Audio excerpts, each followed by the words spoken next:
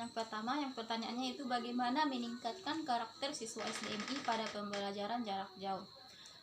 Menurut saya, agar terjadi peningkatan karakter siswa pada proses pembelajaran jarak jauh, yaitu harus terjalin kerjasama antara guru dan orang tua. Kenapa demikian? Karena seperti kita ketahui, pada proses pembelajaran jarak jauh ini guru kurang efektif, baik itu dalam menyampaikan materi pelajaran ataupun memberikan nasihat-nasihat yang membangun karakter peserta didik. Nah, makanya diperlukan kerjasama yang baik antara guru dengan orang tua, di mana tugas guru pada proses pembelajaran jarak jauh ini memberikan arahan untuk peserta didik ini memiliki kesadaran tersendiri dalam hatinya masing-masing. Ketika seseorang peserta didik itu memiliki kesadaran tingkat tinggi pada dirinya masing-masing, maka dengan sendirinya ia akan rajin belajar tanpa ada suruhan orang tua. Kemudian jika belum tertanam kesadaran yang tinggi pada diri seorang anak, diperlukan dukungan dari orang tua. Apalagi pada proses pembelajaran jarak jauh, yang paling utama adalah bantuan dari orang tua. Untuk pertanyaan yang nomor 2, yaitu model pembelajaran apa yang cocok digunakan pada pembelajaran PPKN di kelas rendah dan kelas tinggi. Nah, menurut saya, kalau untuk model pembelajaran pada kelas rendah bisa menggunakan model pembelajaran direct instruction. Kenapa saya memilih direct instruction? Jika kita lihat arti kata dari direct instruction, yaitu pembelajaran secara langsung. Nah, untuk kelas tinggi, untuk kelas rendah, jika kita lihat konsep pemikiran dari anak kelas rendah itu tidak bisa kita menggunakan karena konsep pemikiran pada tingkatan usia SD dari kelas 1 sampai kelas 3 harus menggunakan konsep nyata ataupun konsep konkret. Nah, makanya saya memilih direct instruction, yang mana akan terjadi pembelajaran langsung antara guru dan murid, yang dimana guru bisa membuat sebuah media pembelajaran yang nyata. Misalnya bisa dibilang sebuah media pembelajaran yang saya namakan Big Dadu, di mana kita membuat sebuah dadu dari kertas manila. Kemudian dari setiap dadu tersebut kita kasih angka, itu mulai dari angka 1 sampai 6. Nah, proses permainannya yaitu peserta didik disuruh untuk melemparkan dadu tersebut. Apabila muncul angka 2, kemudian peserta didik tersebut mengucapkan sila yang kedua. Untuk media pembelajaran ini, yaitu Big Dadu ini, kita bisa mengaplikasikannya pada pembelajaran kelas 1 SD. Kemudian untuk model pembelajaran kelas tinggi, menurut saya yang cocok kita bisa menggunakan inquiry based learning.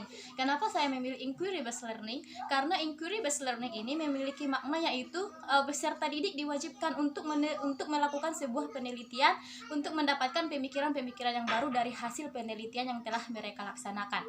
Nah, di mana pada usia anak SD dari kelas tinggi, itu mulai dari kelas 4, 5, 6, kita konsep pemikiran anak SD dari kelas 4, 5, 6 sudah bisa mencerna hal-hal yang abstrak, ataupun sudah bisa melakukan penelitian sendiri dan membuat kesimpulan sendiri melalui apa yang diteliti. Untuk pertanyaan yang ketiga, yang pertanyaannya yaitu bagaimana menurut pendapat Anda terhadap tantangan pembelajaran PPKN pada pandemi COVID-19 pada masa sekarang? Nah, menurut saya, pertama, jika kita lihat perspektif dari pembelajaran PPKN di MSD, memiliki tujuan agar peserta didik memiliki karakter yang kuat ataupun mencerminkan karakter dari setiap Pancasila, yang mana dalam Pancasila tersebut terdapat 5 sila, yang terdapat 5 sila.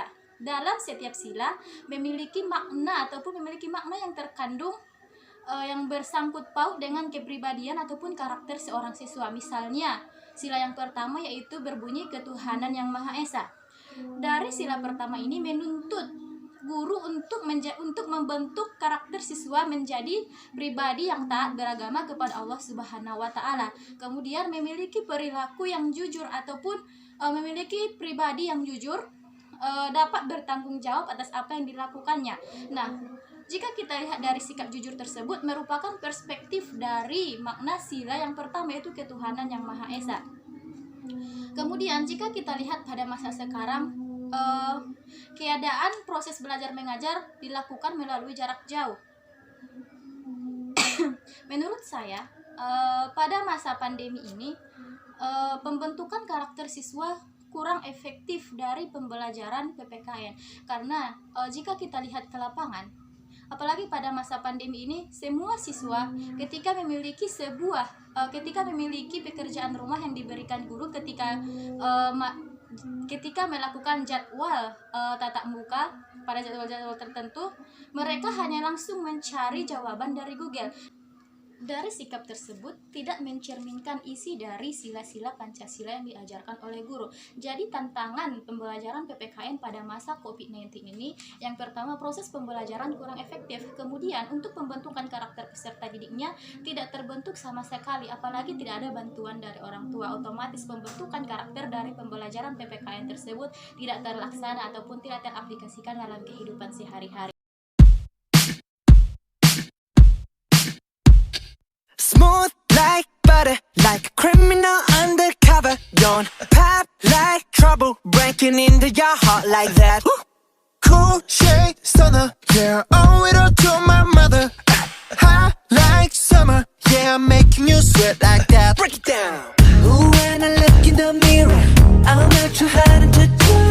I got the superstar glow, so ooh, Do the boogie a line. side step right left to my beat.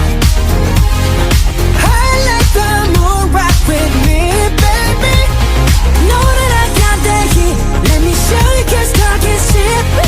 Side step right left to my beat. Get it, let it roll. Smooth like butter. Pour you in like no other. Don't need no usher to remind me you got it bad. Ain't no other that could sweep you up like a rubber. Straight up, I gotcha, making you fall like that. Break it down. Ooh, when I look in the mirror, I'm at your heart into two. I got the superstar glow, so Pertanyaan yang kelima yaitu tuliskan tujuan pembelajaran PPKN di SDMI menurut para ahli. Nah, pada kesempatan kali ini saya mengambil pendapat dari Azrah, yang mana Azrah menyatakan bahwa pendidikan kewarganegaraan adalah sebuah program yang tujuan utamanya itu untuk dapat membina warga negara yang menuju ke arah yang lebih baik menurut kriteria ukuran dari pembukaan Undang-Undang Dasar 1945. Nah, dalam pembukaan Undang-Undang Dasar 1945 terdapat 4 yang harus dicapai oleh setiap warga negara, yaitu bersatu, berdaulat, adil, dan makmur. Nah, dari keempat sifat ini, yaitu bersatu, berdaulat, adil, dan makmur, merupakan inti penting dari pembukaan Undang-Undang Dasar 1945 yang harus diwujudkan oleh setiap warga negara, yang mana bisa dilakukan melalui proses pembelajaran pendidikan kewarganegaraan pada tingkat dasar, yaitu SDMI. Yang keenam yaitu tuliskan aktualisasi nilai-nilai Pancasila dalam kehidupan sehari-hari, minimal 5 pada setiap sila Pancasila. Nah, untuk sila yang pertama yang berisikan ketuhanan yang Maha Esa, adapun aktualisasi dalam kehidupan sehari-hari yang saya buat, yang pertama yaitu mengerjakan kewajiban sebagai makhluk Tuhan yang Maha Esa, yaitu mendirikan sholat ataupun menunaikan semua rukun Islam. Kemudian yang kedua yaitu bersikap jujur. Kemudian yang ketiga, dapat dipercaya dan bertanggung jawab dalam kehidupan sehari-harinya. Kemudian yang keempat, menaati segala sesuatu perintah agama. Kemudian yang kelima, menghindari perilaku saling mencaci antara satu sama lain. Kemudian untuk sila yang kedua yang berbunyi kemanusiaan yang adil dan beradab. Untuk aktualisasinya, yang pertama yaitu tidak mengolok-olok kawan yang berbeda, baik itu berbeda agama, ras, suku, dan lain sebagainya. Kemudian yang kedua yaitu menghormati orang lain, baik itu sesama kawan ataupun orang tua kita sendiri. Kemudian yang ketiga yaitu saling menghargai ataupun menjunjung rasa toleransi yang tinggi antara sesama teman, sesama anggota keluarga, dan sesama anggota kelompok masyarakat. Kemudian yang keempat yaitu membantu orang tua, baik itu membantu orang tua secara pribadi di rumah ataupun membantu orang tua secara pribadi di luar rumah, yaitu contohnya seperti membantu orang tua ke kebun. Kemudian yang kelima yaitu melakukan kegiatan gotong royong. Kemudian untuk sila yang ketiga yang berbunyi Persatuan Indonesia, untuk aktualisasi yang pertama yaitu menaati segala peraturan yang ada. Kemudian yang kedua yaitu membudidayakan hidup rukun. Yang ketiga, cinta tanah air. Kemudian yang keempat, mengonsumsi produk dalam negeri. Kemudian yang kelima, mengutamakan kepentingan kelompok di atas kepentingan sendiri. Kemudian untuk sila yang keempat yang berbunyi keempat, yang berbunyi kerakyatan yang dipimpin oleh hikmat kebijaksanaan dalam permusyawaratan perwakilan. Untuk aktualisasi yang pertama yaitu membudidayakan kegiatan musyawarah, yang mana dalam musyawarah tersebut kita bisa saling bertukar pikiran ataupun setidaknya saling menyapa antara satu sama lain.